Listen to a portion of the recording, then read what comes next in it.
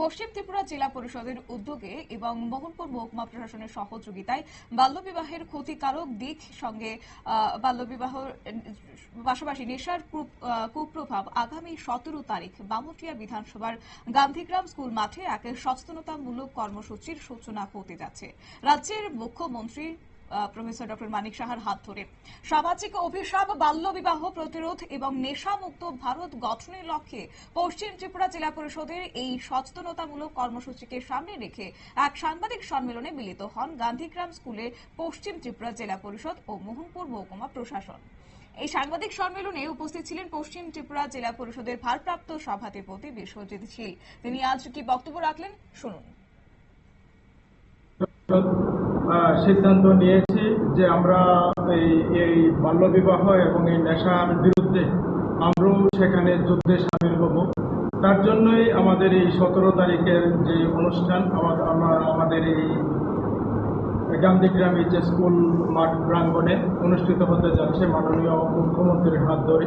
উনি এই অনুষ্ঠানের উদ্বোধক এবং প্রধান অতিথি।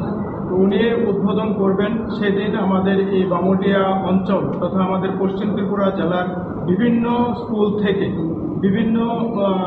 থেকে বিভিন্ন বয়সের ছাত্রছাত্রীরা সেদিন অংশগ্রহণ করবে। সেখানে আমাদের মাননীয় মুখ্যমন্ত্রীর মুখে এই নেশার কুপ্রভাব এবং বাল্যবিবাহের যে সমস্যাগুলি, বাল্যবিবাহের যে ক্ষতিকারক দিকগুলি, সেগুলি তারা শুনবে। শুনে আমার বিশ্বাস আমাদের যারা ছাত্রছাত্রী আছে আগামী দিনে যারা এই দেশকে তথা এই রাজ্যকে নেতৃত্ব দেবে, তারা আমাদের এই যে আগামী যেই প্রজন্ম সেটা যাতে সুরক্ষিত থাকে তার জন্যই এই ছাত্রছাত্রীদেরকে এখানে ডাকা হয়েছে। তারা গিয়ে তাদের গ্রামে তাদের স্কুলে সেখানে আবার এই বাল্যবিবাহ এবং নেশার বিরুদ্ধে তারা প্রচার করবে। সেই কুফলগুলি কি কি সেগুলি বাচ্চাদের বুঝাবে।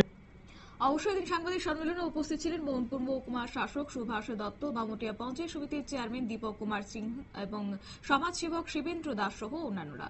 এই সাংবাদিক সম্মেলনে 17 তারিখের যে কর্মসূচি রয়েছে তা নিয়ে বিস্তারিত আলোচনা করেছেন মোহনপুর মহকুমার শাসক সুভাষ দত্ত সহ পশ্চিম ত্রিপুরা জেলা পরিষদের ভারপ্রাপ্ত সভাধিপতি বিশ্বজিৎ শীল। নিয়ে নিচ্ছে ছোট্ট একটি বিজ্ঞাপন বিরতির সঙ্গে থাকুন।